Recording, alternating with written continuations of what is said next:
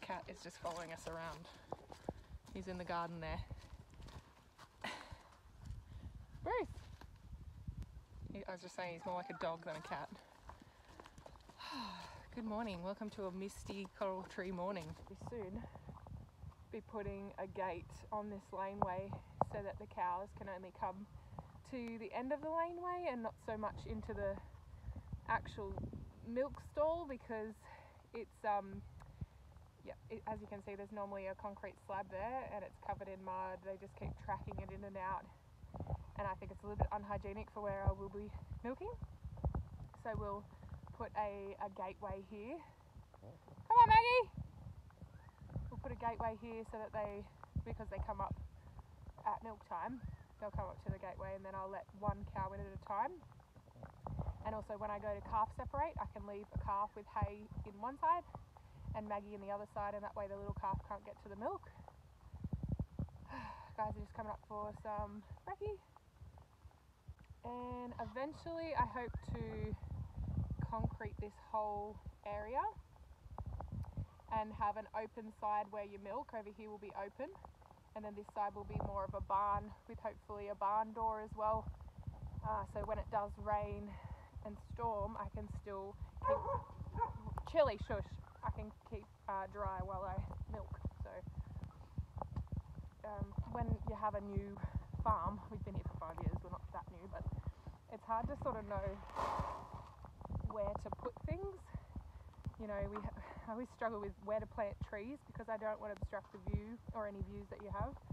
So to put a barn here, like a little shelter, you know, would obstruct the view, and I don't want to, you know, do something and then regret it. So it's a little bit of a thinking process. You know, we've been here for 5 years and we've had Maggie for just over a year now, and so now, only just now we're starting to think about putting a shed here, something that we'll be able to store milk supplies in and buckets, and something that can make this area a bit cleaner, and that I can sort of keep it clean and wash it down and make it a bit more hygienic. So Dom said that he's still got these few rails left over so that we can make the actual fence look the same, and then we've got a bit of spare tin that we can make a nice shelter out of.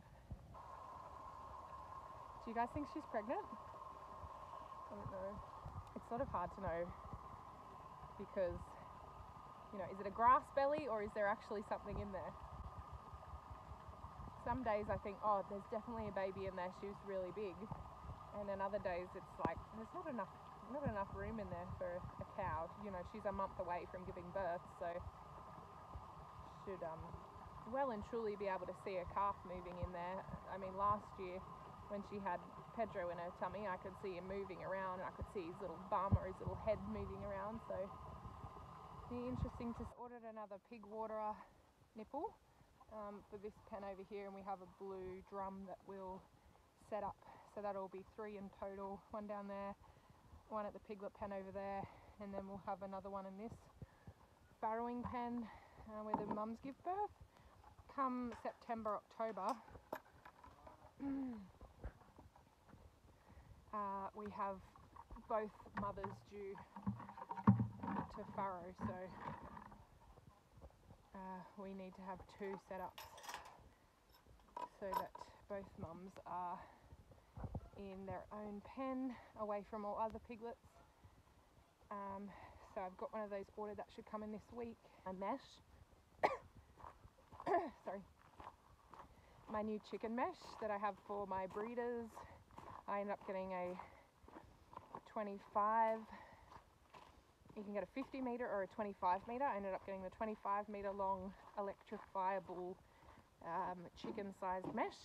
So then now I have one for my laying flock. It's really bright.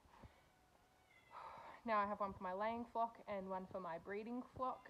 And then once the meat chickens come, I'll sort out something else for the meat chickens as well to be able to move them around. But I just want to see how this 25 metre one goes, because I have got the 51 and it's a little bit cumbersome to move around all the time. So we'll see how that 25 metre one goes, and then I might even order another one of those down the track. I really like it because it just means I can put chickens wherever I want them, and they will stay in. I can also use it for the sheep and the pigs as long as it's electrified all the time, because if they touch it and it's not and they get caught up in it, it can be a little bit risky. So yeah, we'll go this week and we'll get that new mesh. We'll pick up. Hey piglets! Hey piglets! You hungry? You want some brekkie? You want some brekkie?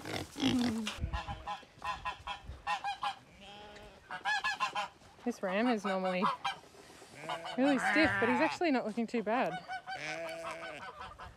That's probably the best he's looked for a while. Hey Dodge. Freed him up a fair bit. It's actually looking pretty good. Hey Dodge. He was super arthritic, but now he seems to be doing okay. He has got this really bad cough though. I often hear him coughing. Oh, here's our mama. Here's our mama goose. She's sitting on about 12, maybe 15 eggs. So quite a big nest. I didn't mean it to be so big, but I put a fair few in there and then she just kept laying, so she'll know.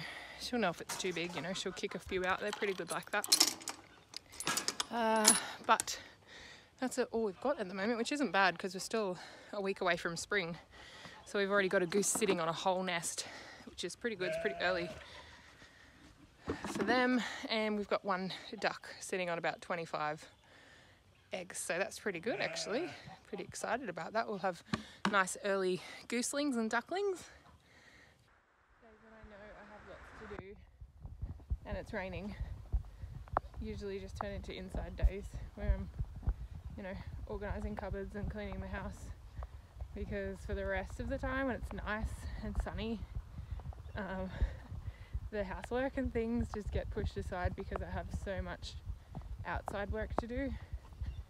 But then in the night time I'll usually do the vacuuming and whatever housework I have to do, which is not much usually, but it usually just gets pushed to nighttime, so bring on daylight savings, I think. So I'm just going down to feed the piglets. What's going on? What's happening?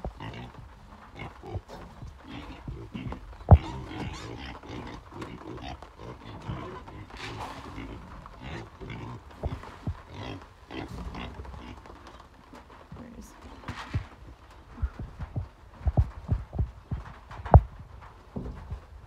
It's dark. Kids.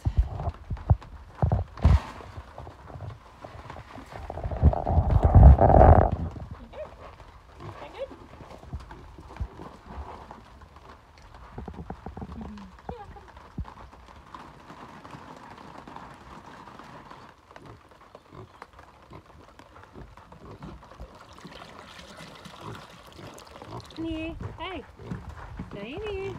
The water trough that I just filled up is, I got it from, I feel like I got it from no, I didn't get it from a saddlery. I got it from one of the feed stores, and they sell them at co-ops and feed stores, but it's quite a heavy duty plastic. It's rated for like heavy horses, big horses.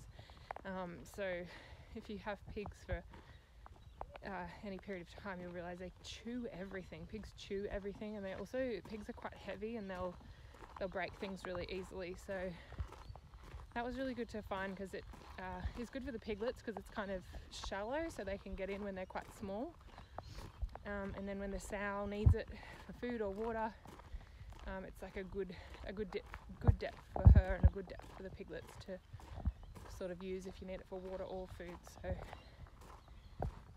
yeah, I've gone through a lot of different tubs, and that one's been really good. Morning, Ray. Ray spent last night with the chickens and Ray spent last night with the chickens and the sheep, because I usually do like a nighttime sort of walk around if I can. Last night when I did a walk around, there was something rustling in the bushes over on our boundary, so I didn't want to risk it, so I just put him in here. He's not happy about it, really not happy about it, but it's just too bad because it's his job. So 2 goose eggs this morning, which is amazing. This one doesn't look good. Might have to clean this one out. Hopefully there's no eggs in this one.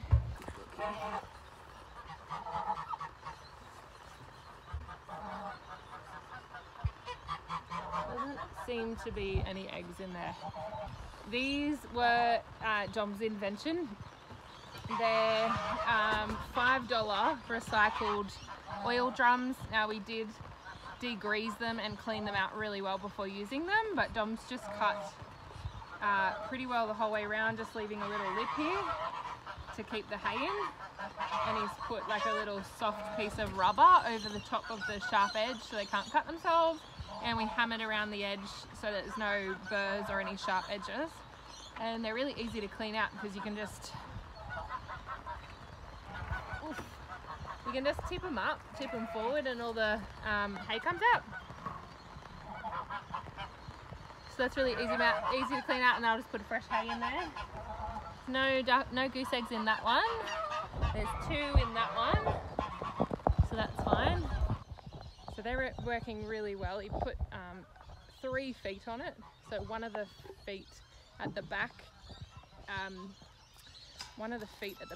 you bury sort of into the ground. You push it into the ground. Where's she gone? Chili!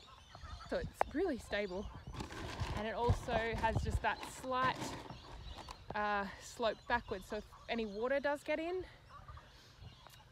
it all drains to the back where there is a drip hole where the water can come out. So last year we had plastic storage tubs with holes cut in them, and they worked okay, but they didn't last. So his eggs are still warm, so that's good. That duck's sitting on that big nest in there. Come on, Mop. Eddie, please. I'll get you something. You get a special thing if you. That's really annoying. Oh, Wally. Wally, come have a look at the chickens. They look exactly like our chickens. They look exactly like. So I got this new Thunderbird chicken mesh, and it can be electrified, or you can leave it non-electrified. It's got these smaller squares down the bottom, so the chickens really won't be able to get. You had to put it all together. It came all separate. You had to put it all together because it came separate in the box. So I didn't quite do it right the first time. So instead of looking like this, it looked like this. So now I'm just going back through and tightening it all back up again. And then there's some chickens over there in that chicken tractor that I'll put in this mesh today. You are heading. Yeah. That side. Oh. We're very close to getting our meat chickens. They are due the end of September, so this will be good for them, and of course the breeding flock who have already started laying need to be kept away from the laying flock so the eggs don't get mixed up.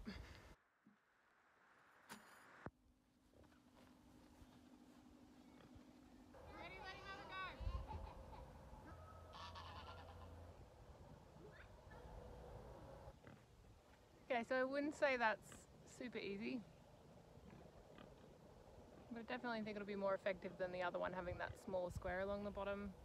I can't really see how you can make it into a rectangle or a square because of the amount of posts and how wide they are. On one side they're wider than the other side. I'd say that'd just be my spacing when I put them together, but there's no sort of, I wish they had like little ties, little markers where you had to put the post instead of just eyeballing it.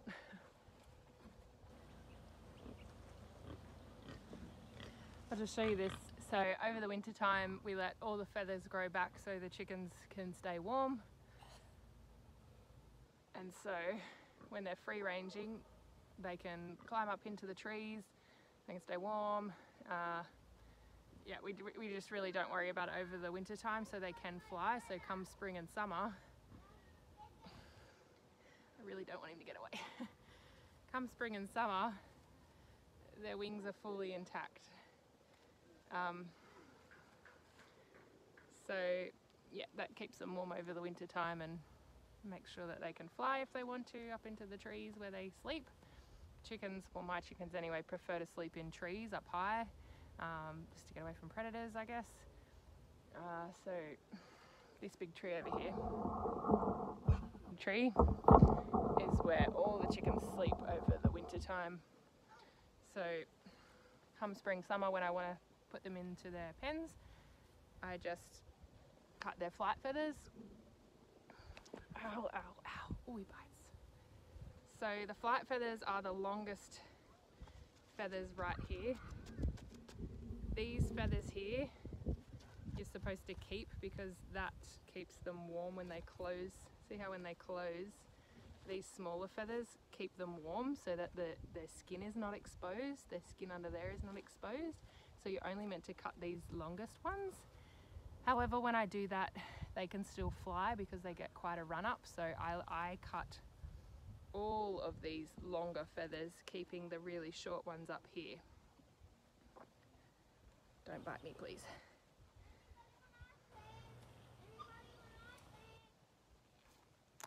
Really short ones here, and then there's these ones here which will grow out to be flight feathers. So I've just cut all the longer feathers, and usually I cut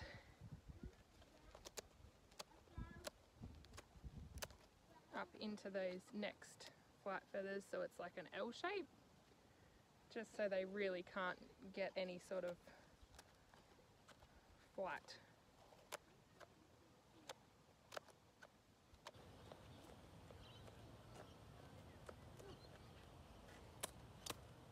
Just so they can't get any sort of flight, because there's nothing worse than catching a chicken to cut its flight feathers and then it being able to fly, and then you've got to recatch it, and it's a nightmare. So as you can see, when it's folded up, he still has plenty of wing. Don't poo on me. Plenty of wing to keep him nice and warm. Plus the temperatures are now a lot warmer, so I don't have to worry so much about him getting cold. Let's do the other side. I always do both sides. Some people only do one side, but I always do both sides because it doesn't take much for him to be able to fly.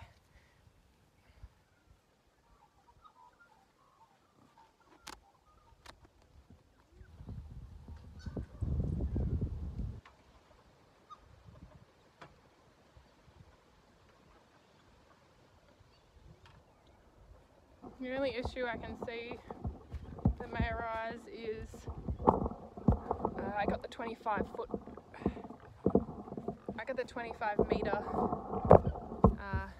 sized chicken mesh, and so the coop is quite close to the edge of the fence.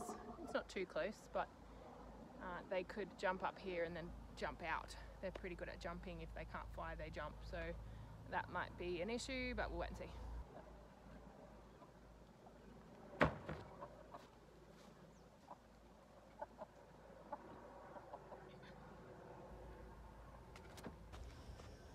I actually really like this net. I think it's really good. It comes with everything that you need. It comes with extra pegs. That other, I want to say it's Gallagher, but I'm not sure whether it was just an old Thunderbird one or whether it was Gallagher. I'm pretty sure it was Gallagher, but I'll have to look it up. They're pretty well the two main portable fencing companies in Australia. And I'm pretty sure they've actually been taken over by Gallagher, so Thunderbird is Gallagher now, but I could be wrong. But I'm really happy with this fence because, yeah, it comes with everything you need. It comes with extra pegs. It doesn't come with a repair kit. I'll look on the website to see if there is replacement poles and the top white caps and things like that in these. The only other thing I can see, and you really can't get away from it, is putting these stays on. Putting these stays on are a bit of a trip hazard. It's not such a big deal in this paddock because there's not going to be any other animals in here that are out free ranging, so nothing should trip over it. But if I had horses or pigs in here, they would definitely destroy that. Probably not an issue for most people that don't have multiple animals in the one paddock.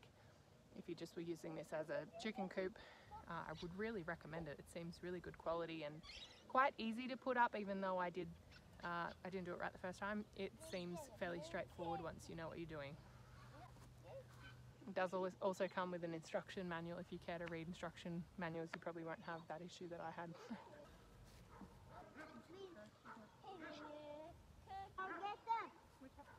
sharp teeth as well, or beak.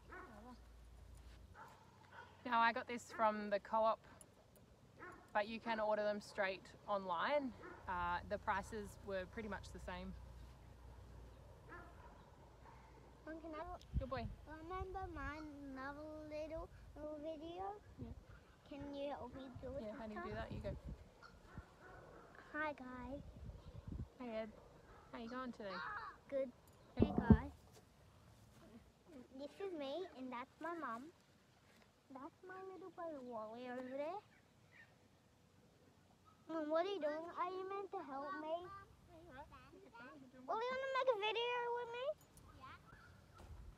If you've ever pitched a tent, you'll know how to do these. They're just that little toggle that you can pull and tighten to make them tighter, which makes the mesh really quite tight, which is really nice. So I really like this new mesh. It's actually quite good. It's got a gate here. You just pop it off like this. There you go. Open it up. It's quite a big gate. You could fit a wheelbarrow through there really easily. I mean, that's just on your spacing. You could make it bigger or smaller. But I'd say that's a winner. So yeah, I'm really happy with that. But like I said, it's not cheap. It's definitely an investment. This will last many, many years, and I can move it all around our property. This will do our meat chickens. This will do our laying chickens. It can do our, breeding chickens. So it's definitely worth it for us. But yeah, if you were renting or you were unsure of where you wanted to put your chicken coop, definitely worth it. Also, from a hygiene standpoint, you can move this around all the time. They're never going to be over the top of their manure for long periods of time, and that cuts down on your workload, because if they are on top of their manure, they'll kill the grass will turn into mud, they'll start getting foot issues, and it does take a while for the grass to grow back once chickens have been on a certain spot for a long time. And they will be healthier because they're not sitting over the top of their manure all the time with all that bacteria and moisture. So definitely a good product if you want to be moving your chickens around. And that chicken coop I've mentioned before, we made that out of pallets, just hardwood. I think it's actually pine. It is pine. Just pine, cheap pallets that you find on the side of the road, and a little bit of Avery mesh. That's it. We put an axle and some tires on it, which we still need to change. Can you wait, please? Which we still need to change to bigger tires, and there's some milk crates in there. So that's a really affordable chicken trailer, and for the most part, I actually made it, and I have no building anything. I'm pretty hopeless when it comes to constructing things. I highly recommend getting chicken mesh and putting your chickens in chicken mesh, no matter where you are. If you're renting, if you're in town, you can, I think this is actually the smallest one they do, but this would easily fit in a backyard. And you can also overlap. You don't have to make it this big. You can overlap the sides and make it smaller.